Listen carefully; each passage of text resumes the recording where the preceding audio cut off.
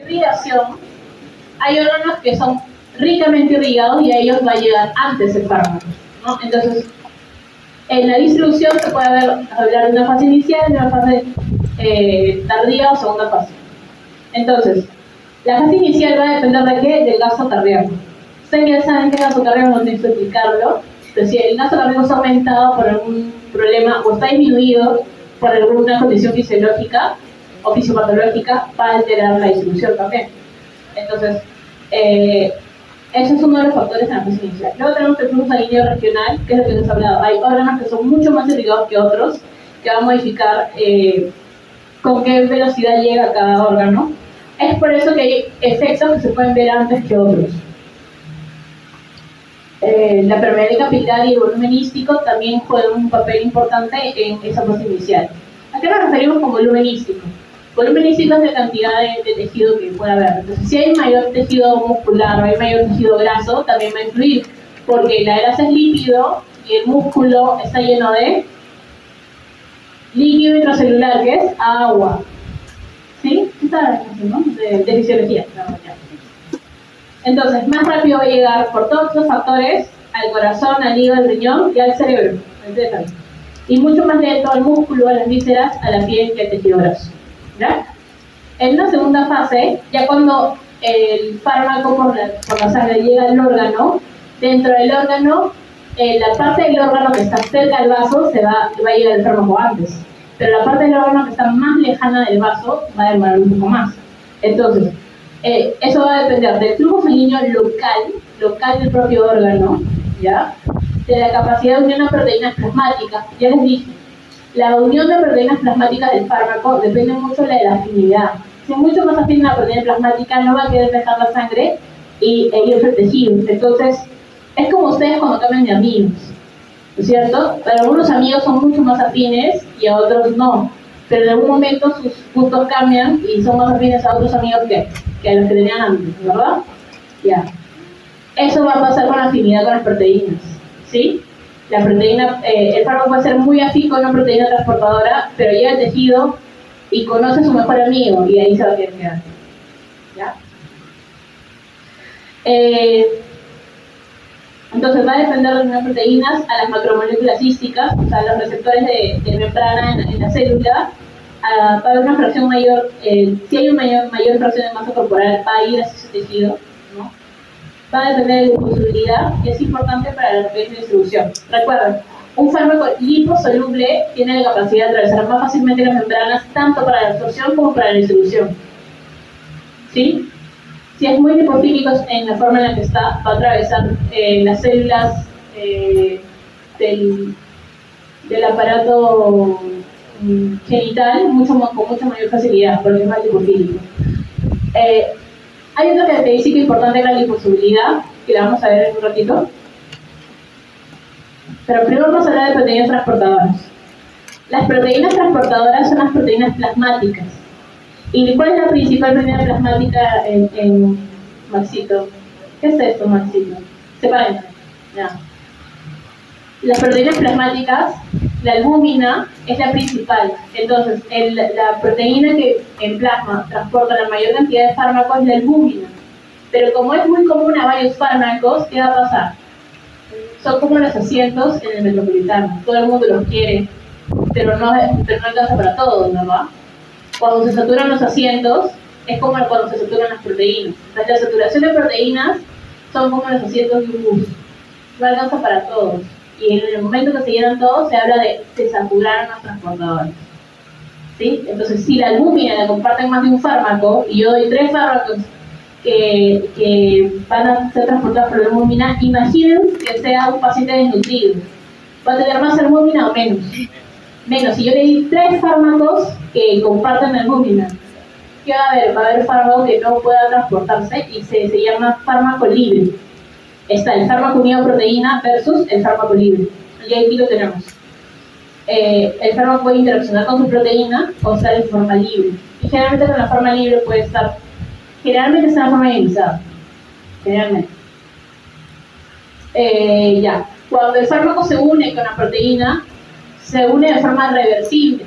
La irreversible es donde como esos que se casan y ya nunca más se separan, pero la reversible son los que se pueden divorciar, ¿sí? Esa es la reversible. ¿Por qué? Porque en algún momento se van a soltar, ¿sí? Ya. Entonces, las uniones reversibles son las más utilizadas en farmacología, porque el fármaco suele unirse a una proteína y luego la suelta, y se une a otra más afín, y así están cambiando. Pero en el caso de las uniones irreversibles, se van a unir a esa proteína y no la van a soltar. ¿Eso creen que es bueno o malo? Para ese ejemplo, es malo las uniones irreversibles. ¿Por qué? Porque nosotros necesitamos que el fármaco pueda interaccionar con el transportador, pero también con el receptor en el tejido, que también es una proteína generalmente. Entonces necesitamos esa reversibilidad en unión. ¿Qué pasa si un fármaco justamente se une irreversiblemente a una proteína que para nosotros tiene una función importante en el organismo? Ya no la va a soltar, entonces la tiene inhibida. Y eso es un problema, y eso va hacia la parte de toxicología. ¿Sí? Entonces las uniones reversibles son las más utilizadas y son las más importantes. Pero no debemos olvidarnos de las uniones irreversibles como la covalente, que generalmente causan toxicidad. ¿Ya? Entonces, la unión de proteínas es un proceso saturable y no lineal. ¿Por qué saturable? Porque, ya les dije, como los asientos de los buses, cuando se llenan, ya no hay más para poder transportar. Y a diferencia del bus en que viajan parados, acá se llama que viaja libre, porque no viaja con su proteína transportadora. ¿Ya? Y es no lineal porque no es lineal como sigue una recta, sino que es a mayor concentración, hay más fármaco unido a proteínas, y a menor concentración, menos fármaco unido a proteínas. Y eso depende de la cantidad de proteínas disponibles, o sea, de la cantidad de transportadores y de la constante de disociación que hay entre el fármaco y la proteína. Y vamos ahí. Generalmente el fármaco, cuando llega al tejido, va a pasar de capilar hacia el tejido. ¿Y cómo pasa? Por los capilares fenestrados. Eso también lo aprendieron en fisiología. Entonces, si el capilar está fenestrado, nos ayuda, nos facilita que pueda ir del componente plasmático hacia el tejido local. Excepto el sistema nervioso central, porque el sistema nervioso central tiene capilares no fenestrados. Por eso, en el sistema nervioso central nosotros hablamos de algo llamado barrera hematoencefálica, que ya la conocen, ¿verdad? Porque ya también lo han visto en fisiología. Ahora, hay otro concepto que se llama fijación ística. ¿Qué puede pasar? Que un fármaco sea tan afín al tejido que no se quiera ir de ahí. Ni bien llegó por la sangre a ese tejido, dijo, este es mi paraíso, yo me quedo acá. Y no se quiere mover de ahí. ¿Por qué? Porque tiene todas las condiciones a favor de quedarse ahí. Si es un fármaco lipofílico, es un tejido muy lipofílico. Si es un fármaco pobremente unido a proteínas, es un tejido que no tiene proteínas y está totalmente lipofílico, se va a querer quedar ahí. Un ejemplo, el tiopental con el tejido graso. ¿Sí? Entonces, el tiopental en pacientes obesos hay que administrarlo con mucho cuidado. Ya lo van a ver con mayor precisión eso con el doctor Rojas en la clase de profesores, pero es un ejemplo clásico. Por ejemplo, el hueso también puede ser depósito con algunos fármacos como las tetraciclinas. ¿Qué pasa con las tetraciclinas? Las tetraciclinas aman al calcio. Y si tiene tetraciclina en el calcio, ¿dónde va a encontrar calcio? En los huesos. Entonces, ese cation más 2 del calcio le encanta la tetraciclina y se une y forma cristales. ¿Y qué hace? Deformaciones óseas, justamente porque el fármaco se acumula ahí. Entonces, un exceso de tetraciclina puede depositarse en el hueso y causar problemas. Lo mismo también pasa con el plomo o metales pesados. Generan intoxicaciones por plomo, pueden generar anemias, porque alteran la médula ósea, porque tiene mucha fina, ese tipo de tejido. Entonces hay que tener cuidado con algunos fármacos que tienen mucha predilección por ciertos tejidos. Y en farmacocinética se habla de la teoría de compartimentos. ¿Qué es esta la teoría de compartimentos? Nosotros tenemos los compartimentos divididos de esta forma: compartimento central, compartimento periférico superficial y periférico profundo.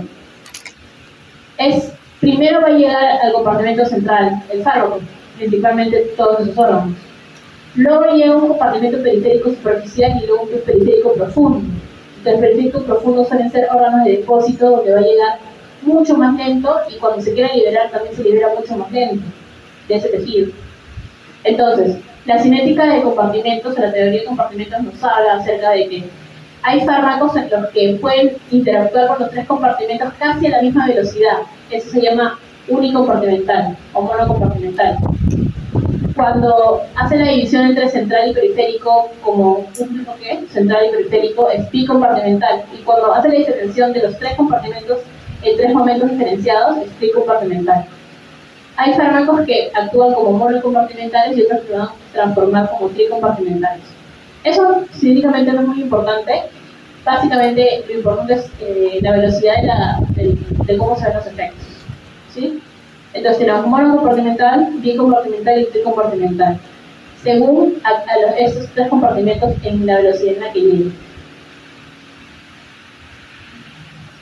Entonces, monocompartimental, bicompartimental, tricompartimental.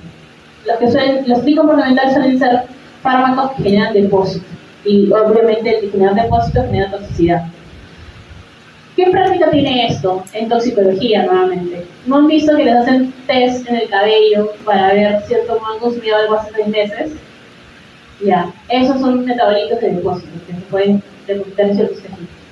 No ejerce un efecto farmacológico porque está en el cabello, pero sí se puede detectar porque está depositado. Y para terminar esa parte nomás, barrera hematoencefálica. Ustedes ya vieron en fisiología la función de la barrera es que ninguna noxa o ninguna toxina vaya a llegar de forma fácil al cerebro. El cerebro es una región muy protegida. Entonces, para eso tiene a todos sus policías, que es la barrera hematoencefálica, ahí al lado. Entonces, ¿qué va a pasar? Si yo quiero que un fármaco llegue, tiene que tener las características para poder atravesar esta barrera hematoencefálica, siendo que van a ser capilares no fenestrados. Entonces, ¿qué característica debería tener para que pueda atravesar fácilmente una membrana? Liposoluble. Entonces, los fármacos que son altamente liposolubles generalmente atraviesan con facilidad la barrera hematoencefálica. Entonces, ¿todos los fármacos van a tener efecto en el sistema nervioso central? No. ¿Qué fármacos van a tener efecto en el sistema nervioso central? Aquellos que logren atravesar la barrera.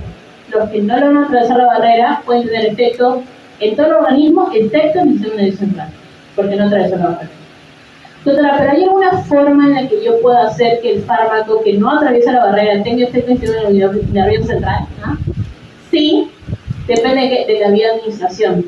Existe la vía intratecal, que se pone, ¿no han visto en las películas, en las cirugías que le ponen aquí a nivel de la columna baja? Esa es la zona intratecal que le colocan los anestesiólogos, como el doctor Rojas, y algunos de sus profesores de práctica, que va directamente por líquido cefalorraquídeo hacia el sistema nervioso central. Entonces, hay fármacos que no logran atravesar con algunos quimioterápicos o algunos antibióticos que se pueden administrar de esa forma para que puedan tener efectos en el sistema nervioso central. Doctora, y si yo no soy anestesiólogo, ¿hay alguna otra forma de que pueda administrar un fármaco y que normalmente no tenga efecto, que sí tenga efecto? Sí, cuando hay inflamación de meninges. Cuando se inflaman las meninges, las células por la misma inflamación se van a separar, y lo tienen que haber visto en patología, ¿no? O lo verán en patología, se separan porque hay liberación de óxido nítrico, mediadores proinflamatorios, que hacen que las células, ¿no? En endotelio, ese se ha visto, ¿no? Endotelio, ya, para hacer que se separe, entonces va a permitir que sea mucho más permeable que el antibiótico, que normalmente no debería pasar, pueda pasar, y está muy efecto. Entonces, sí hay otras condiciones que pueden hacer que la barrera no funcione adecuadamente, pero en condiciones normales la barrera va a funcionar y no va a dejar pasar. Adicionalmente a la barrera están los transportadores de membrana, y aquí hay dos transportadores en la barrera hematoencefálica importantes que van a hacer que, si es un fármaco que logra pasar, pero no ejerce un efecto, pero ¿por qué no va a ejercer efecto si logró pasar? Porque es sacado. Y esa proteína que logra sacar sustancia de un compartimento se llama bomba de flujo. Entonces, la glucoproteína P, la pueden poner como PGP, lo van a encontrar en algunas literaturas, es una proteína que funge de una bomba de flujo. O sea, una sustancia logra atravesar la membrana, pero es detectada por la glucoproteína P y la saca. ¿Para qué? Para que no ejerza un efecto a nivel central. Es como el policía de migraciones. Detecta lo que pasaste a la frontera sin permiso y te saca. O sea, pasaste, pero el policía te saca. La bomba de flujo te saca del sistema nervioso central. Tenemos dos principales, la glucoproteína P y el polipéptido transportador de iones orgánicos, el OAT. Tenemos dos transportadores de sustancias orgánicas. El OCT, que es el transportador de cationes orgánicos, y el OAT, que es el transportador de aniones orgánicos. ¿Y qué sustancias hacen los fármacos? Aniones y cationes, ¿no es cierto? Ya. Entonces, el OAT moviliza los aniones, entonces moviliza fármacos ácidos. Y el OCT, que transporta cationes, moviliza a los fármacos básicos, porque forman las cationes. Entonces tienen esos dos transportadores. Y la glucoproteína P es la más importante. Aquí tenemos el ejemplo de la loperamida. La loperamida es un opioide, por ser un opioide puede atravesar la membrana, pero la glucoproteína P lo saca. Lo saca y evita que haga el efecto en el sistema nervioso central. O sea, es un opioide que no tiene efectos en el sistema nervioso central. Entonces no sé nada porque los opioides son centrales. No, tiene efectos a nivel periférico. Y son muy importantes. Se usa como antidiarreico, para que sepan que hay efectos opioides en otras partes que no solamente sea el cerebro, ¿no? El sistema nervioso central. Y la barrera presentaria no es una verdadera barrera. ¿Por qué? Imagínense que se ponga selectivo en lo que pasa y no pasa cuando el bebé necesita la mayor cantidad de nutrientes. No es tan efectivo. Entonces la barrera presentaria, conforme va adelantando el crecimiento del feto y en los meses de gestación, cada vez se vuelve menos selectiva. Y además, el pH del feto es ligeramente menos alcalino que el pH del adulto.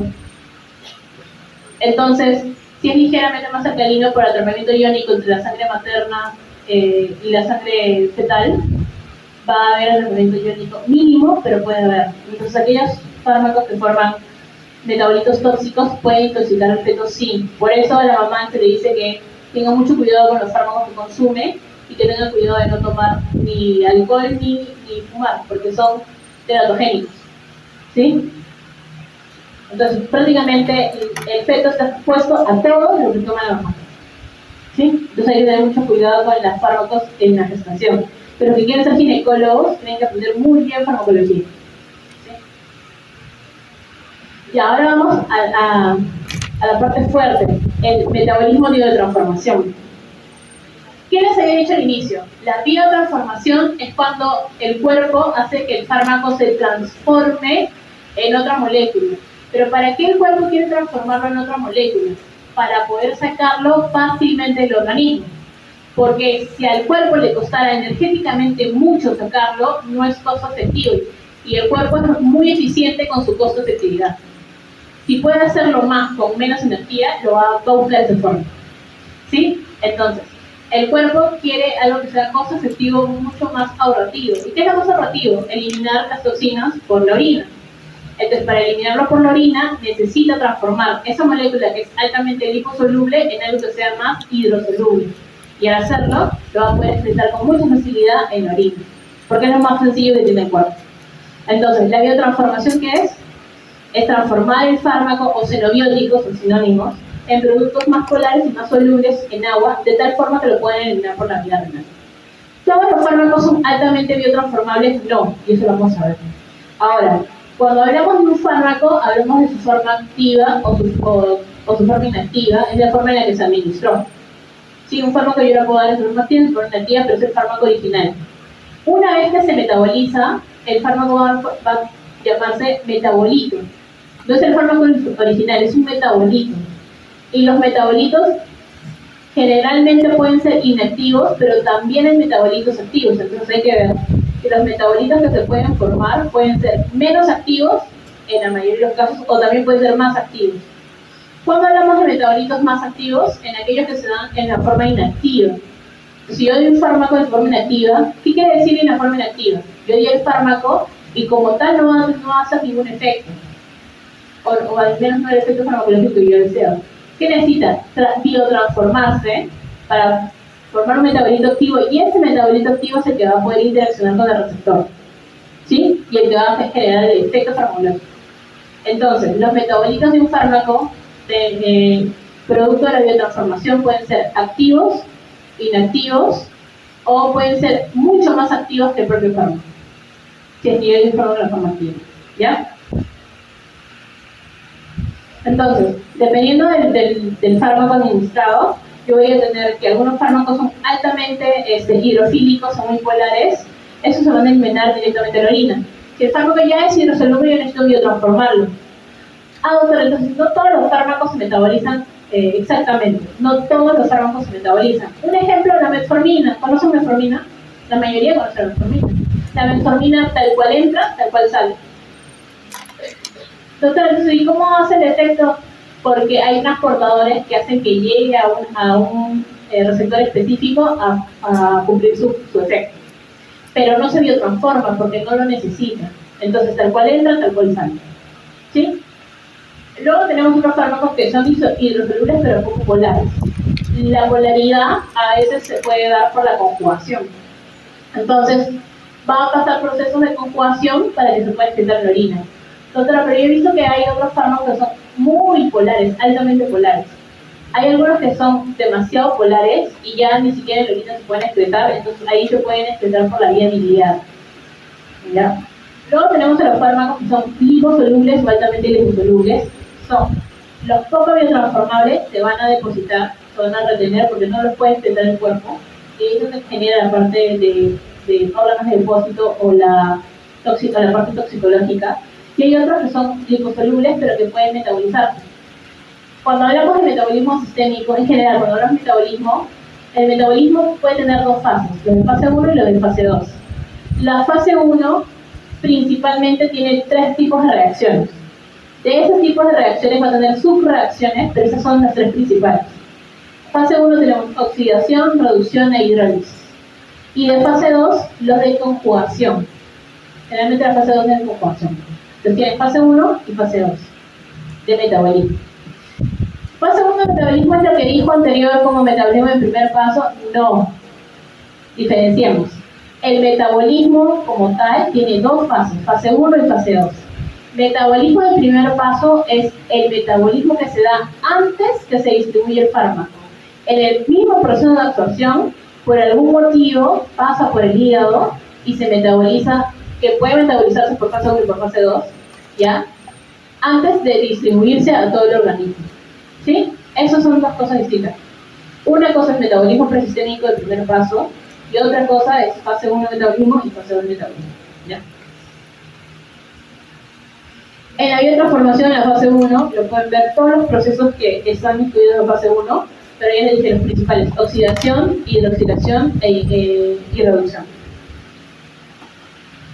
Y la fase 2 pueden ser todos los procesos de conjugación, pero dentro de los procesos de conjugación tenemos glucuronidación, que es con glucurónidos, acetilación, que es con N-acetiltransferasa, conjugación con glutatión sulfhidrilo, conjugación con sulfato con sulfatasas, y tienes NO y S-metilación, que son con iones que pueden ser nitrogenados, de oxígeno o sulfatados, y transulfuración, que son doble sulfato. La biotransformación es un proceso que se da principalmente en el hígado, pero no exclusivamente. Sí, ¿por qué? Porque hay otros órganos que también tienen enzimas que pueden metabolizar. Las únicas enzimas que metabolizan no están en el hígado. Hay otras enzimas que pueden metabolizar que van a estar en diferentes órganos. Los principales son los del tracto gastrointestinal. Entonces, hígado, tracto gastrointestinal. Y tienes intestino, también el riñón, el pulmón, la glándula suprarrenal, el cerebro y la piel. Todos esos tejidos pueden metabolizar. Obviamente, si hablamos de porcentaje, el 90% del metabolismo es hepático y el otro 10% es óvulo. ¿Sí? Bien. Cuando hablamos de metabolismo de fase 1, vamos a ver que existe una familia llamada citocromo P450. El citocromo P450 es una superfamilia de enzimas, y esta superfamilia de enzimas es tan abundante que no solamente existe en los seres humanos como nosotros, sino también está en sus mascotas, en las plantas, en los hongos. En todos los seres vivos existen enzimas del citocromo P450, de esa superfamilia de enzimas. Entonces, mi enzima es la misma que tiene el hongo. No. Estas enzimas es una superfamilia porque se diferencian en la nomenclatura en la cual están escritas. Entonces, el citocromo P450 tiene el primer número, se dice CYP por la isoforma del citocromo, CYP. El primer número identifica la familia. ¿Qué quiere decir? Que la enzima va a ser similar en al menos el 40%. Si la enzima es similar en al menos el 40% de los aminoácidos de su estructura, quiere decir que pertenece a la misma familia del citocromo. ¿Sí? La siguiente, que es una letra, identifica la subfamilia. Entonces, es una letra. Entonces, la subfamilia sería el CYP2A. Es la subfamilia 2A. Eso, cuando tiene más del 95% de similitud, ya van a ser no solamente la misma familia, sino la misma subfamilia. Y el nombre y el apellido es el último número. El número final. Este número final designa a la enzima específica de la subfamilia. Entonces, pueden haber varias enzimas que tengan la misma subfamilia, pero no tienen, pero la misma enzima siempre va a ser idéntica. Entonces, si le dicen el CYP3A4, le están diciendo el CYP de la familia 3, subfamilia 3A, y su nombre específico es 3A4. El 4 al final le da el nombre específico. ¿Sí? Ya. Pueden encontrar ustedes en los textos un asterisco, un número y una letra, que puede ser A o B. ¿Qué significa eso? Como ya he llevado genética y embriología, saben lo que son polimorfismos. Los polimorfismos son mutaciones específicas en alelos del código genético que codifican una enzima específica. Eso, al notar que pueden ser polimorfismos de una sola mutación, muta solamente un aminoácido, que pueden mutar 2, 3, 4 también, pero hablamos de polimorfismos desde que muta uno solo, ¿ya? Entonces, cuando hay una mutación, se puede escribir de esta forma, ¿sí? Y lo van a encontrar ahí porque es un polimorfismo. Es el mismo sí, pero con una variante. A ver, cuando yo traté de explicar esto de polimorfismo, mutaciones y variantes, normalmente lo hacíamos como que el ADN es tu recetario, el recetario de todas las enzimas que vas a tener en tu cuerpo, ¿verdad? Entonces, cuando metes una enzima, lo que hace tu cuerpo es leer tu ADN, o sea, tu recetario, y producir la enzima específica para que funcione tal cual. Eso es como una persona que lee un recetario y hace sus galletas con chispa de chocolate. Pero ¿qué pasa? Si a ustedes, por preferencia, les gusta con más chispa de chocolate, le van a agregar algo más. Y ese cambio más ya no es igual a la receta original. Sigue siendo una galleta con chispa de chocolate, pero no es idéntica a la original. Porque ustedes le pusieron más chocolate. Ya, eso es una variante, un polimorfismo. ¿El polimorfismo puede hacer que la enzima funcione igual? Sí, pero también puede hacer que funcione más o que funcione menos. ¿Sí? Entonces, hay variantes de polimorfismos que generan enzimas que funcionen igual que el original, pero hay otras variantes que hacen que funcionen menos que el original o que funcionen más que la original. Entonces, hay subvariantes y supervariantes, ¿ya? Si hablamos de magnitud. Entonces, si una enzima tiene una función de 1, algunos pueden funcionar como 2 y otros van a funcionar como menos, 0.5, por así decirlo. Es muy variable eso. Pero ¿qué va a pasar? Que cuando ustedes lean sobre polimorfismos van a ver polimorfismos de supermetabolizadores o de submetabolizadores, metabolizadores lentos, ¿no? Y así es como se explica eso de las variantes. Entonces, la superfamilia de enzimas del citocromo P50 son plausibles de tener polimorfismos, ¿ya? Y eso ya va a influir cuando tengamos algún tipo de variante que sea funcional para algún tipo de fármaco que ya vamos a ver. Ya. Esta lámina es solamente para decirles que las enzimas del citocromo P450 las tenemos todos, así no tengamos fármacos. ¿Por qué? Porque las enzimas del citocromo P450 se encargan de metabolizar lípidos. Y dentro de los lípidos funcionales que tenemos las hormonas sexuales, como la progesterona o la aromatasa para las hormonas sexuales masculinas. Y también tenemos a los ácidos biliares y también tenemos a la vitamina D. Entonces, como todas esas son sustancias funcionales del cuerpo, las enzimas citocromo P450 no son exclusivas del metabolismo de fármacos. Se utilizan para metabolizar diferentes sustancias lipídicas que tienes en tu cuerpo cuando se quieren metabolizar. Lo que sí tengo que dejar claro es que las isoformas 1, o sea, la familia 1, 2 y 3, esas tres familias son las que principalmente tienen relación con los fármacos. Por ahí se está viendo que la 4 tal vez también tenga algunos fármacos que metaboliza, pero hasta ahorita 1, 2 y 3 son las que metabolizan fármacos. ¿Sí? Por eso entre las CIPs que tiene el ser humano tenemos al 1A1, 1A2, 1B1, 2A6, el 12A8, 12A9, 2A19, 2A6. ¿Cuál es la más importante? La 3A4. Desde el punto de vista farmacológico. ¿Por qué? Porque la isoforma 3A4 es la que metaboliza la mayor cantidad de fármacos conocidos. ¿Quién le sigue? La 2D6. A la 2D6. ¿Quién le sigue? La 12-9. Entonces en ese orden son las principales. Ahora, todas las demás funciones sí, la 1A2 tiene sus funciones, la 2A6 también tiene sus funciones, pero de entre estas son las principales, la 3A4, le sigue la 2D6 y le sigue la 12-9. ¿Ya? Entonces la familia 3A es la principal para el metabolismo de fármacos. Prácticamente metaboliza a 1/3 de todos los fármacos conocidos. Y en los de fase 2 tenemos a la gluconitransferasa, la N-acetiltransferasa, la sulfotransferasa y la glutatión es sulfotransferasa. Ellas también van a hacer metabolismo, pero de fase 2. Ahora, ¿cuál es la más importante? La gluconitransferasa es la más abundante. ¿Sí? Y le sigue en importancia la N-acetiltransferasa. Las otras también son importantes para otros fármacos, pero en general esas dos son las más importantes. Ya, ¿qué factores influencian al metabolismo?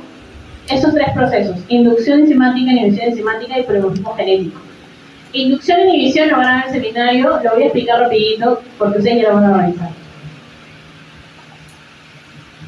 Ahora, antes que avance en eso, ¿el estado fisiológico influye en el metabolismo de fármacos? Sí. Así, desde el punto de vista de derechos, los hombres y las mujeres somos iguales, pero desde el punto de vista biológico no somos iguales, lamentablemente. ¿No? Entonces, ¿el ciclo menstrual puede alterarlo? Sí, sí, porque ya les dije que las hormonas sexuales son lipofílicas y los CIPs van a querer metabolizarlas.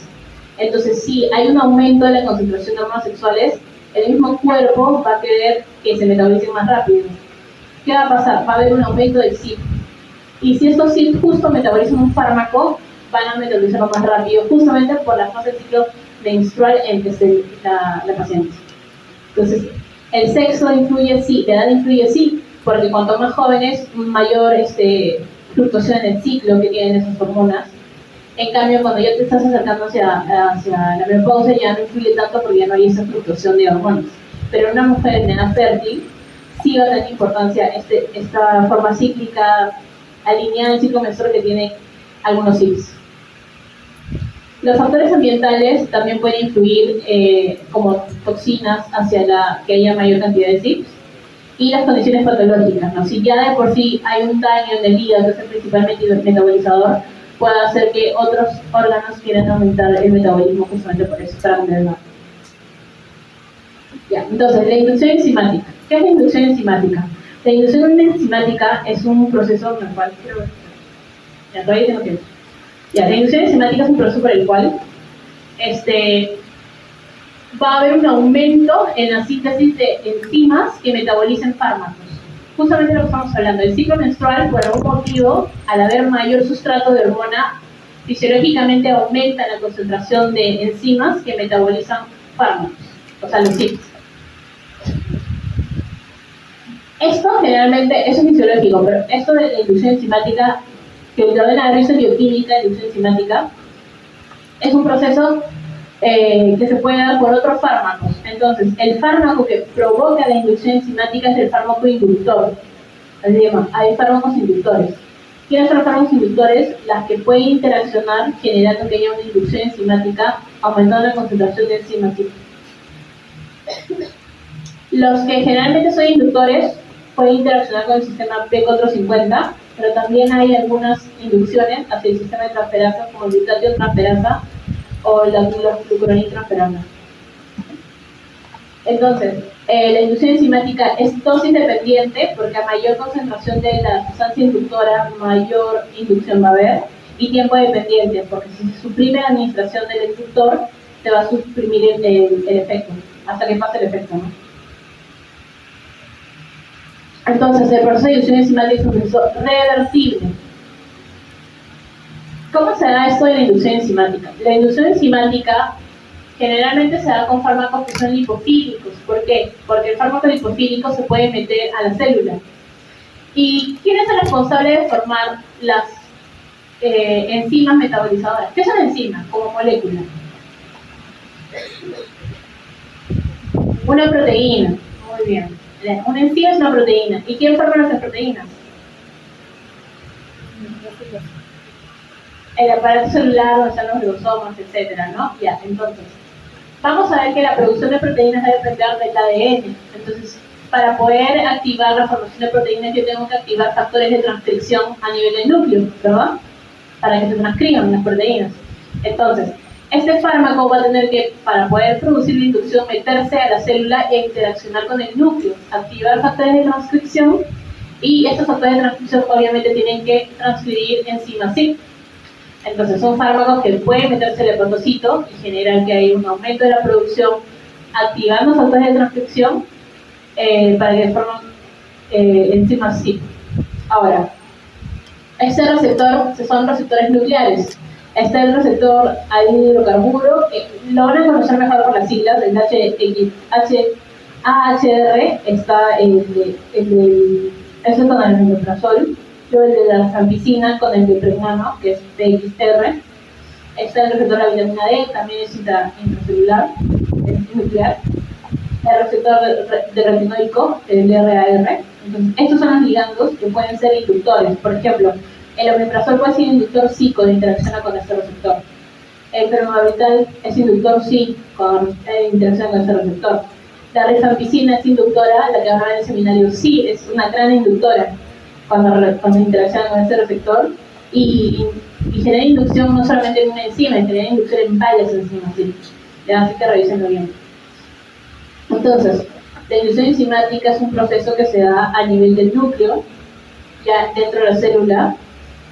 Puede ser generar con coactivadores, pero al final activa factores de transcripción para que aumenten las concentraciones en la enzima, y este ligando que activa la proceso de inducción también puede ser ligando de la enzima. Entonces, hay fármacos que ustedes van a ver que son autoinductores, autoinducen su propio metabolismo. Sí existe eso. ¿Cuáles son las consecuencias de la inducción enzimática? Lo van a ver con claridad en el seminario, pero todo depende de la forma en que se dé el fármaco y el metabolito que forma. Tienen que tener en claro que el proceso de inducción acelera el metabolismo, o sea, hace que el metabolismo sea mucho más rápido. Entonces, si ustedes ven al metabolismo como una fábrica de producción, y tú normalmente como fábrica produces 100 unidades al día, al acelerar el metabolismo ya no vas a producir 100, vas a producir 300, 400, 500. Ya. Eso va a depender de algo, de cómo yo dé el fármaco en la forma inicial. Si inicialmente yo lo doy en la forma activa y yo lo metabolizo a un metabolito inactivo, o sea, la producción va a ser inactiva. Entonces, el efecto del fármaco al final va a ser mayor o menor. Va a ser menor porque el efecto inactiva, el metabolito es inactivo. ¿Sí? Ya. Pero ¿qué pasa si yo doy el fármaco en su forma inactiva y el metabolismo más bien genera que se active el fármaco y yo estoy acelerando ese proceso? ¿Va a haber mayor efecto farmacológico o no? Sí, porque he acelerado el paso de la forma inactiva a la activa. Lo acelero. Entonces, si mi metabolito es menos activo, voy a reducir el efecto terapéutico. Si mi metabolito es biológicamente activo, incremento el tiempo o intensifico el efecto terapéutico. Pero si mi metabolito es tóxico, voy a incrementar la toxicidad del fármaco. Entonces, si yo induzco a metabolitos tóxicos, voy a aumentar la toxicidad. Y eso es lo que generalmente viene a la consulta. De un paciente diciendo, no sé qué me pasa, he estado tomando esto. Y ustedes ven los síntomas y no te cuadra por ninguna enfermedad. ¿Qué está tomando? Te preguntan qué está tomando y lo que está viendo es una inducción enzimática. ¿Cuáles son los riesgos de la inducción? Que puede causar interacciones farmacológicas, porque un fármaco va a inducir el metabolismo de otro o de ellos mismos. puede haber resistencia, ya vamos a hablar de la resistencia y del target regulation, y puede haber tolerancia. Resistencia y tolerancia van de la mano. Aquí está más detallado acerca de cuando el fármaco está activo, inactivo, si aumenta el metabolismo, cómo forman los metabolitos, y aquí lo revisan. Va a acelerar. Inhibición enzimática. La inhibición enzimática es un proceso que depende de la afinidad del fármaco por la enzima.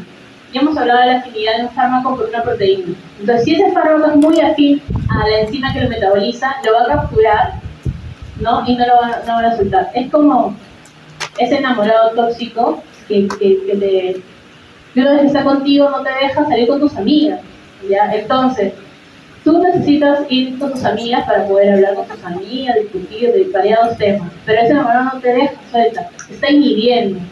¿Sí? Eso es lo que pasa en el sistema de inhibición enzimática. ¿Sí? Ya, entonces, nosotros damos un fármaco, que es el fármaco inhibidor, ¿ya? Que va a ir a la enzima y la va a capturar, la está inhibiendo, haciendo que esa enzima que necesita metabolizar a otros fármacos ya no lo pueda metabolizar. Generalmente puede ser que el enlace sea un enlace irreversible o también irreversible, pero que sea tan afín que no lo suelte la enzima. Entonces, aquí donde dice la droga 1 metaboliza, forma metabolitos y se excreta. Fíjense esa expresión. Entonces, cuando doy más de una droga, la droga 2, que es la perpetradora en este ejemplo, ¿ya? Captura la enzima, se une de forma que no la suelta y esta droga 1 no se puede excretar. Entonces se concentra y llega a concentraciones tóxicas. ¿Sí? Ese es un cuadro. Por ejemplo, si tenemos un fármaco que tiene un metabolismo de primer paso intenso y le hemos inhibido el metabolismo, ese metabolismo de primer paso intenso también se va a estar inhibido, porque las enzimas son las mismas tanto de primer paso como el metabolismo sistémico. Para ambos metabolismos las enzimas son las mismas. En lo que cambia es el momento en que se da el metabolismo, nada más. ¿Ya? Entonces, si inhibimos a las enzimas, inhibimos tanto el metabolismo de primer paso como el metabolismo sistémico, en este ejemplo. Entonces, si yo doy una droga, normalmente tengo que tener esta concentración en mi concentración plasmática. Pero cuando doy con un inhibidor, como inhibir el metabolismo de primer paso, se absorbe mucho fármaco, más de lo debido, y se excreta mucho más lentamente, porque no hay quien lo metabolice. ¿Sí? Ese es el concepto de inhibición enzimática. Aquí también les hice así manualmente para que entiendan, pero como ustedes lo van a revisar para el seminario, sé que lo van a profundizar muchísimo más. Por ejemplo, aquí está puesto, ¿qué pasa si un fármaco lo doy en una forma inactiva y necesita metabolizarse para que se active? Pero yo estoy inhibiendo su metabolismo. ¿Voy a tener efecto terapéutico? Lo más probablemente es que no tenga o sea muy pobre, porque no estoy dejando que ese fármaco pase de forma activa. ¿Sí? Porque estoy inhibiendo la enzima que lo activa. ¿Ya? Sí. Voy a avanzar. Estos son ejemplos de enzima. ¿Quién es su inhibidor? ¿Quién es su inductor y su sustrato? Fíjense todo lo que hay. Doctora, esta lista es interminable, va a venir en el examen sí. No, mentira. Lo que yo necesito es que conozcan a los más conocidos, que eso sí, que no sepan que el fenobarbital es un inductor por excelencia, es un pecado mortal en ese primer parcial. O que la rifampicina es inductora por excelencia, también es otro pecado mortal. Pero yo necesito que se aprendan de memoria todos los inductores inhibidores. Con la práctica médica, con el uso constante de los fármacos, van a tener a sus claves de quiénes son inductores, quiénes son inhibidores para su área. Lo que sí necesito es que sepan que existe el fenómeno de inhibición e inducción, ¿ya? Y que pueden haber múltiples interacciones por ese fenómeno. Y también necesito que sepan dónde buscar si sospechan de una interacción, ¿ya? Si sospechan de una interacción, ¿dónde buscamos? La vamos a ver en práctica, ¿ya? En práctica la vamos a ver. Ya, polimorfismos. Los de polimorfismos es donde hablamos de las variantes. Y yo les expliqué el ejemplo de que si ustedes quieren cocinar algo, pero le quieren dar un toque suyo, creamos un polimorfismo. Pero eso de variantes, hablamos de variantes que van a hacer un efecto menor y otro de supervariantes. Esto es diferente en la inducción, porque en la inducción yo estoy aumentando las concentraciones de enzimas. Es la misma enzima, pero en lugar de tener una, ahora tengo 20. En este caso, no es la misma enzima, sigo teniendo una enzima, pero esa enzima puede ser hipofuncionante o hiperfuncionante. Creo superenzimas o enzimas también a la escala, o supraenzima, ¿ya? En efecto. Entonces, el polimorfismo es el principal responsable de la diferencia observada en personas que reciben el mismo medicamento con fines terapéuticos. Entonces, ¿qué pasó cuando se descubrió esto? Habían estudios clínicos en los que les daban a pacientes similares en todos aspectos, tanto en edad, como en estado físico, como en sexo, como en nutrición, estado nutricional, todo muy parecido. Eso se llama casos y controles. O sea, tú controlas al paciente, al sujeto. Entonces, controlan totalmente las variables en el sujeto para que sean lo más homogéneos posibles, ¿ya? Y a pesar de darles el mismo fármaco, tú esperas que todo funcione en curvas cinéticas similares, porque estás controlando todos los factores externos que podían modificarlo. La dieta, todo lo controlado. Entonces, la curva cinética era muy diferente. Entonces yo le doy una tableta de 500 a todos ustedes, y de repente en la concentración plasmática a la hora uno tiene 200 y el otro tiene 100. No es lo normal que uno tenga la mitad que el otro. Entonces, ¿qué ha pasado ahí? Ahí se dieron cuenta que existían polimorfismos genéticos que variaban la función del enzima y que eran funcionales porque variaban la función del enzima. Entonces, cuando ustedes ven a sujetos similares en los cuales dándoles la misma dosis tienen constantes cinéticas diferentes, es que la enzima está funcionando distinto a la que metaboliza, ¿sí? O el transportador, porque también puede haber polimorfismos en transportadores, pero algo está pasando ahí. Entonces, los polimorfismos, cuando tú das el mismo fármaco por la misma vía y la misma dosis, te van a dar tiempos de vida media distintos y hay algo para la curva que es biodisponibilidad distinta. ¿No? ¿Qué es lo que estamos hablando? Uno llega a 200 y otro llega a 100. La disponibilidad de uno puede ser 100 y la otra 50. No es lo normal que uno sea 100 y otro 50. Entonces, ahí es donde están viendo que una enzima es más funcionante que la otra. Un ejemplo clásico es con la N-acetiltransferasa mediante el proceso de N-acetilación. ¿Eso en qué se vio? En los pacientes que tienen TBC. Ustedes saben que el tratamiento de la CBC es un tratamiento estandarizado. A todos le dan el mismo tratamiento, fase 1 de tratamiento. ¿Sí? Pero la variabilidad del individuo se da. Entonces se veía que había pacientes en los que le daban el mismo tratamiento, pacientes que funcionaban muy bien el tratamiento, otros pacientes que no funcionaban el tratamiento a pesar de tomarlo adecuadamente, igual que los otros que le daban resultados, y otros pacientes que hacían toxicidad por el tratamiento. ¿Qué había pasado ahí si le estoy dando igual a todos? Que los que salían bien el tratamiento eran metabolizadores normales, los que no les funcionaba el tratamiento eran metabolizadores rápidos. Para ellos esa dosis es poquita porque metabolizan muy rápido el fármaco. Y para los metabolizadores, en los cuales hacían toxicidad de metabolizadores lentos. Le das demasiada dosis para la velocidad que ellos tienen para metabolizar, entonces se iban rápidamente a la toxicidad porque lo acumulaban. ¿Ya? Entonces, en los polimorfismos genéticos tenemos metabolizadores rápidos y metabolizadores lentos en las escalas. Ahora, incluso hay de ultra lentos, lo van a ver en los IBP, hay metabolizadores ultra lentos. Eso es un paper que habla acerca de justamente la isoniazida y cómo la N-acetiltransferasa, la tipo 2, la N-acetiltransferasa tipo 2 era la que tenía polimorfismos, y se detectó pues que no puedes dar terapias estandarizadas si en el Perú tienes metabolizadores rápidos a montón. Por eso es que hay caído en el tratamiento terapéutico. No es que lo tomen mal, sino que tienes que darle más dosis. Ya, y para terminar la expresión, no voy a detener en detalles porque ustedes en fisiología renal ya vieron todo esto, así que vamos directo a cómo se procesa. ¿Ya? Entonces la excreción de fármacos se da principalmente por el riñón, pero también se puede dar por la vía biliar, porque si administro un fármaco por vía oral, el fármaco entra al aparato gastrointestinal y si no se termina de absorber el intestino, ¿a dónde se va a ir? Al intestino grueso y a unirse a las heces, ¿verdad? Entonces, la vía biliar se llama vía biliar fecal. Luego tenemos la vía por leche materna y la vía a nivel respiratorio por el pulmón, en aspiración. Se puede eliminar fármaco por la salida y por el sudor también, pero es tan poquita la concentración que se llama vías oscuras de eliminación, porque casi no eliminan nada del fármaco. Entonces, el proceso de excreción renal, que es el principal, tiene las mismas fases de la excreción de la función renal. Tiene filtración glomerular, ¿ya? Excreción excreción a niveles, no, perdón, la excreción renal tiene filtración glomerular, secreción a nivel tubular, que es un proceso activo porque hay gasto ATP, y reabsorción tubular pasiva, porque la reabsorción es un proceso que depende del pH urinario. Y ya hablamos del pH del tratamiento iónico, les dije, eso es importante para la absorción y para la excreción. El pH urinario es importante. Entonces, en la filtración, esto mejor lo voy a explicar acá, porque acá se entiende mejor. Entonces, el fármaco cuando se filtra, ¿las proteínas se filtran, chicos? No, fisiológicamente saben que las proteínas no se filtran.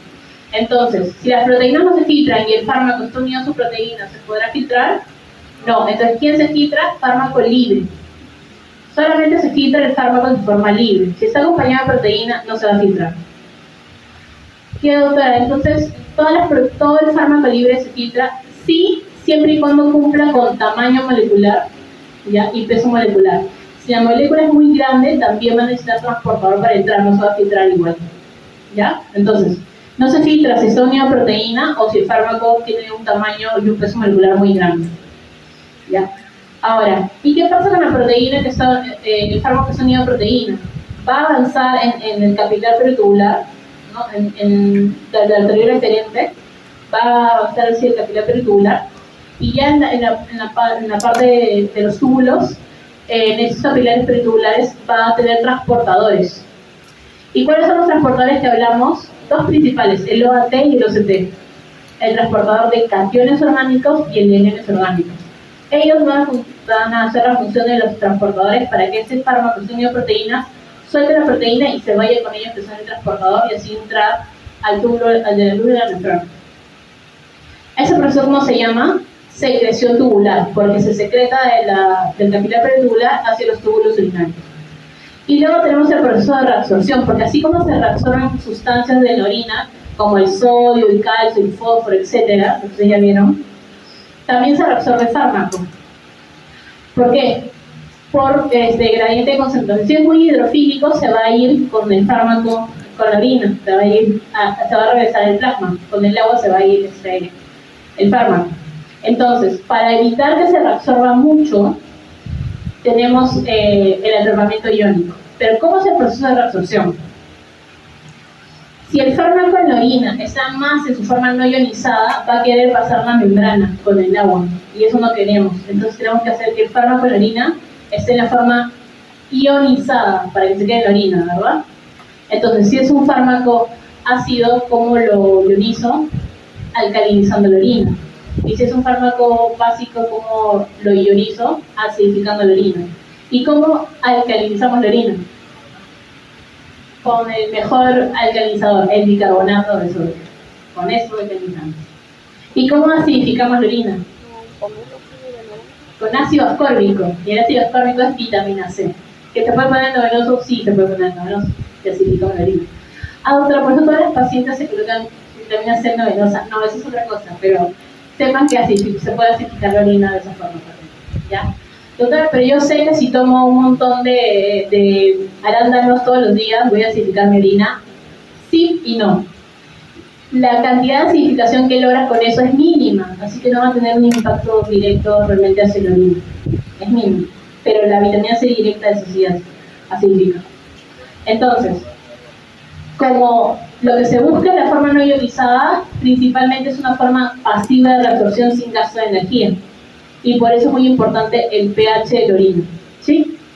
En cambio, en la secreción tubular es muy importante los transportadores de membrana para que pasen de un compartimento a otro, del capilar peritubular hacia la luz. Entonces, al final, lo que tenemos como resultado de la excreción renal es lo que eliminamos como clearance, es fármaco que se filtró, más lo que se secretó a nivel tubular, menos lo que se reabsorbió. Eso es lo que vamos a eliminar en la orina, como clearance final, ¿ya? Renal, como clearance renal. ¿Hay factores que modifican la eliminación de fármacos? Sí. Recuerden, eliminación de fármacos es biotransformación y excreción, los dos. La edad va a modificar la farmacogénica, sí, todo lo va a modificar. El embarazo sí, porque la filtración glomerular aumenta en la gestante, aparte de otras cosas. Y las patologías, si se enferma el riñón, si se enferma el hígado, va a alterar la eliminación del fármaco. ¿Qué pasa si tengo un fármaco que se excreta específicamente por el riñón y no se excreta por otra vía, como la biliar? ¿Qué le va a pasar al fármaco? ¿Se va a poder eliminar? No, se va a retener. Y la única forma que lo pueda sacar es dializando al paciente. Si el riñón no funciona adecuadamente. ¿Y qué pasa si mi hígado está 10% funcional y yo necesito metabolizar en el hígado? Tampoco se va a metabolizar adecuadamente porque el hígado funciona. Más a fondo lo vamos a revisar en práctica, porque la primera práctica tiene que ver con eso. Ya, pero por ahí se tiene esa parte. Y para que después lleguen a pediatría y no nos hagan pasar vergüenza, y lleguen a pediatría y no nos hagan pasar vergüenza, sepan que todo lo que revisamos es farmacocinética en el adulto. En el niño y en el adulto mayor varía, sí. Todos los aspectos farmacocinéticos varían tanto en el niño como en el adulto mayor. Pongámonos así, si estamos hablando de que tenemos enzimas, proteínas que metabolizan fármacos, ¿las enzimas son maduras en el recién nacido? No, y si es prematuro todavía más inmaduro todavía. Y en el adulto mayor, ¿las enzimas funcionan así como ustedes jóvenes de 20 años? Tampoco. Entonces son hipofuncionantes porque hay menor cantidad. ¿Sí? Entonces la función enzimática está disminuida porque hay menos cantidad de producción de proteínas. Entonces, un adulto mayor no te va a metabolizar igual. ¿Qué fase es la que está reducida en el adulto mayor? La fase 1 de metabolismo. Para los que ya leyeron la lectura ya lo saben. Pero tienen ahí su lectura para que profundicen acerca de la farmacocinética del niño y del adulto. ¿Por qué? Porque si ustedes no administran adecuadamente fármacos en un niño, le pueden causar toxicidad y hasta se puede morir el niño. Entonces, cuando quieran administrar un fármaco en un niño, tienen que tener mucho cuidado de revisar la farmacocinética específica del niño de ese fármaco. ¿Sí? Hay variantes que van a poder revisar bien, ahí tienen su lectura adicional. Lo mismo pasa en el adulto mayor. Si ustedes le dan fármacos que requieren un metabolismo de primer paso súper intenso y el adulto mayor no lo tiene, lo que van a hacer es toxicidad en ese adulto mayor. También lo vamos a revisar en su lectura. Ahí lo vamos a discutir también. En práctica de seminario van a hablar de los seminarios. ¿Ya? Entonces, revísenlo por favor. Es muy importante que lleguen, cuando lleguen a pediatría y cuando lleguen a geriatría, que sepan manejar fármacos en ese tipo de pacientes. ¿Ya? Entonces, el adulto mayor hay muchas cosas que varían. La estructura de los compartimentos, el gasto cardíaco, el flujo sanguíneo, etc. Todo eso va a influir en la farmacocinética. Y ya, ¿cuánto me queda? ¿Ya me pasé? Ya me pasé. 1 minuto. 2. Ya. Cinética de eliminación. Existe la cinética de orden 0 y la cinética de orden 1 de primer orden. ¿Qué es cinética de orden 0? La cinética de orden 0 no respeta el flujo normal, que normalmente los fármacos que tienen de primer orden es a mayor concentración del fármaco mayor eliminación tengo, y a menor concentración menor eliminación tengo. Por eso es que la curva es baja rápido y luego como que se aplana. Esa es cinética de primer orden. A mayor concentración, mayor sustrato para metabolizar ese fármaco y eliminarlo. Pero a menor concentración, menos. Por eso es que la curva cae rápido, pero luego se va aplanando.